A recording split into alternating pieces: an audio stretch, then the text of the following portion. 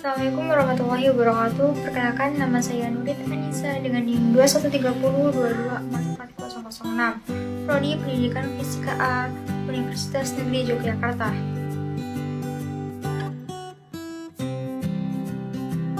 A. Beberapa sistem termodinamika dan penentuan persamaan keadaan. Pada fluida dan gas, kita dapat menspesifikasi sistem dengan variabel P, V, dan T.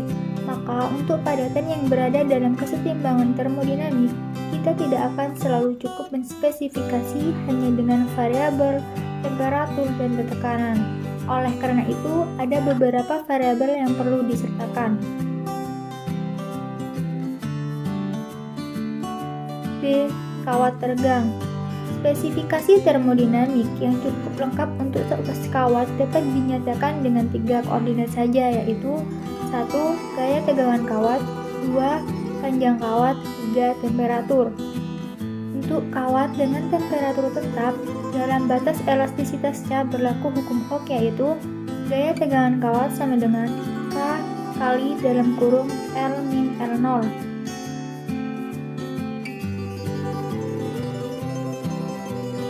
Jika sebuah kawat mengalami perubahan infinitesimal dari satu keadaan setimbang ke keadaan setimbang yang lain, maka perubahan infinitesimal panjang adalah diferensial eksak dan dapat dinyatakan dengan dL sama dengan dL per dT gaya tegangan kawat dt plus dL per do gaya tegangan kawat T d gaya tegangan kawat, di mana kedua parsel derivatif pada persamaan tersebut merupakan fungsi dari T dan gaya tegangan kawat. Kedua parsel derivatif ini juga berhubungan dengan besaran fisis lainnya yang penting. Didefinisikan koefisien muai panjang, yaitu koefisien muai panjang sama dengan 1 per L kali dL per dT gaya tegangan kawat. Selanjutnya juga didefinisikan modulus Young isotermal, yaitu L per A kali do gaya tegangan kawat per do L T. Dari persamaan tersebut, maka persamaan keadaan untuk kawat terbang dapat dinyatakan dL sama dengan koefisien muai panjang L dt plus L per YA d gaya tegangan kawat, atau dL per L sama dengan koefisien muai panjang dt plus 1 per YA d gaya tegangan kawat. C. Selaput permukaan. Penelitian selaput permukaan yang dianggap sebagai sistem 2 dimensi merupakan cabang kimiofisika yang menarik. Terdapat beberapa contoh penting dari selaput permukaan, yaitu 1. Bagian atas permukaan cairan dalam kesetimbangan dengan slapnya. 2. Gelembung sabun atau selaput sabun yang terenggang pada suatu kerangka kawat yang terjadi dari 2 selaput permukaan dengan sedikit cairan, di antaranya seperti gambar di samping. 3. Selaput minyak tipis di atas permukaan air. 4. Gas di atas permukaan katalis padat.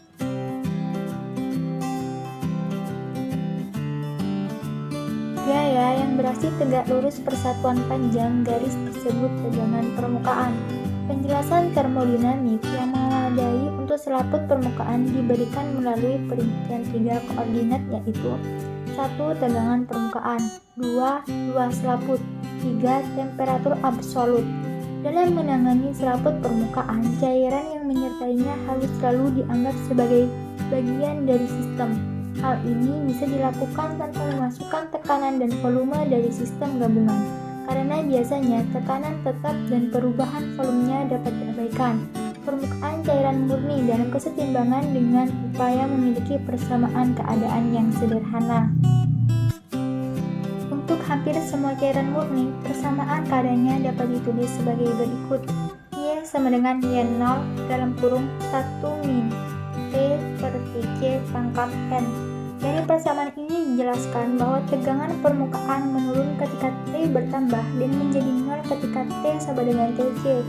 Persamaan di atas pertama kali diusulkan oleh van der Waals yang kemudian dikembangkan oleh Durkheim.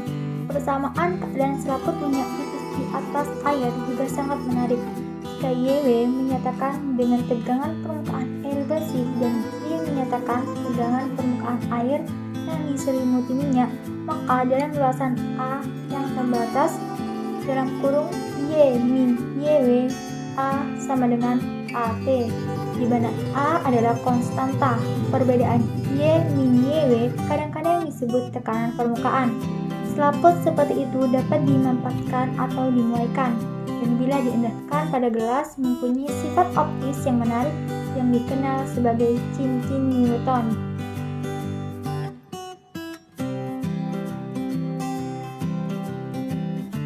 D. Sel elektrokimia. Di dalam baterai terdapat sel terbalikan atau sel elektrokimia. Sel elektrokimia terdiri atas dua elektroda yang masing-masing dibenamkan dalam elektrolit yang berbeda. Adanya reaksi kimia menyebabkan ion terkumpul di masing-masing elektroda dan terjadi polarisasi, menghasilkan gaya elektrostatis yang menyebabkan muatan bergerak ke rangkaian eksternal. Jumlah dari gaya persatuan muatan disebut sebagai gaya gerak listrik GGL atau electromotive force EMF. EMF ini bergantung pada sifat bahan, konsentrasi elektrolit, dan temperatur.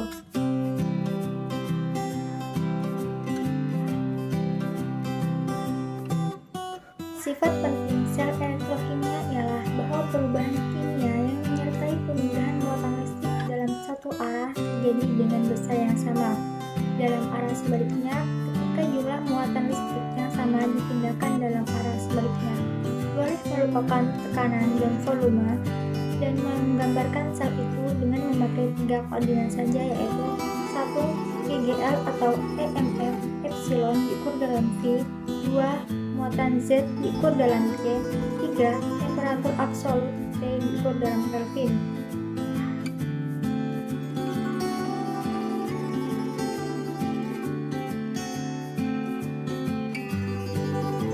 Clamping dielektrik. Jika beda potensial diberikan antara kedua keping, maka akan terdapat medan listrik dalam dielektrik antara kedua keping itu. Pengaruh adanya medan listrik menyebabkan pemisahan muatan listrik pada masing-masing molekul dan menjadi polar yang searah dengan arah medan listrik. Peristiwa ini disebut sebagai polarisasi. F. Bahan paramagnetik. Jika tidak ada medan magnet luar, maka bahan paramagnetik tidak termasuk magnet. Oleh karena itu, dibutuhkan pengaruh medan magnet luar untuk membuat bahan termagnetisasi. Bahan paramagnetik bergantung pada 3 koordinat termodinamik, yaitu 1. Kuat medan magnet, 2. Magnetisasi, 3. Temperatur. D. Kuantitas intensif dan ekstensif. Sifat termodinamika dapat dikelompokkan menjadi 2, yakni kuantitas intensif dan ekstensif. Perbedaan di antara keduanya adalah massa. Koordinat intensif tidak bergantung pada massa, sedangkan koordinat ekstensif berbanding lurus dengan massa.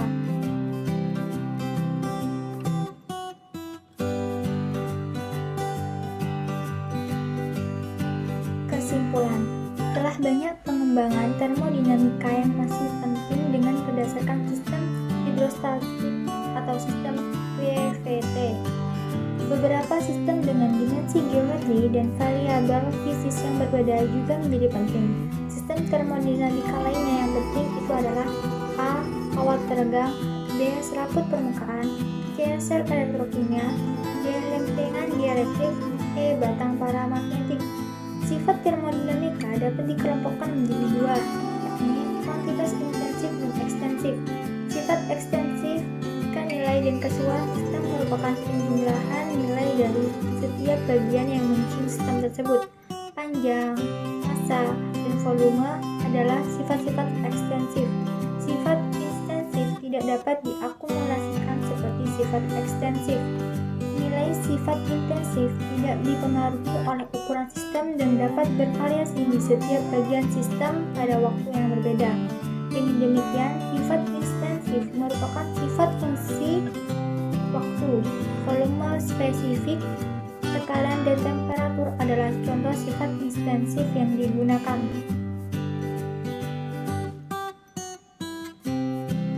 Contoh soal, batang tembaga dengan panjang 8 meter pada temperatur 68 derajat Fahrenheit dengan koefisien muai panjang 9,4 kali 10 pangkat min 6 F-1. Jika dipanaskan hingga 110 derajat Fahrenheit, berapakah pertambahan panjang tembaga? Jawab dengan persamaan delta L sama dengan L koefisien muai panjang delta T. Delta L sama dengan 8 dikali 9,4 kali 10 pangkat min 6 kali 110 min 68, sehingga delta L sama dengan 0,0032 meter. Selanjutnya, kawat nikel dengan luas penampang 0,0085 cm2 diberi tegangan 20 Newton pada temperatur 20 derajat Celcius yang direntangkan sepanjang 1 meter. Jika temperaturnya dikurangi hingga 8 derajat Celcius, berapakah tegangan akhir? Jika diasumsikan koefisien muai panjang sama dengan 1,33 kali 10 pangkat min 5 K-1 dan Y sama dengan 2,1 kali 10 pangkat 6 PA dan tetap. Jawab, hubungan D gaya tegangan kawat sama dengan min koefisien muai panjang AY dt plus AY per L dl. Karena tidak ada pertambahan panjang, maka dl sama dengan 0 atau do per gaya tegangan kawat dl sama dengan min koefisien muai panjang AY, maka D gaya tegangan kawat sama dengan min koefisien muai panjang AY dt. Jika kita integralkan, didapatkan gaya tegangan kawat akhir sama dengan gaya tegangan kawat awal min koefisien muai panjang AY kali dalam kurung T akhir min T awal. Apabila memasukkan semua angkanya menghasilkan 20,306 Newton. Sekian pemaparan materi dari saya, kurang lebihnya saya mohon maaf. Assalamualaikum warahmatullahi wabarakatuh. Terima kasih.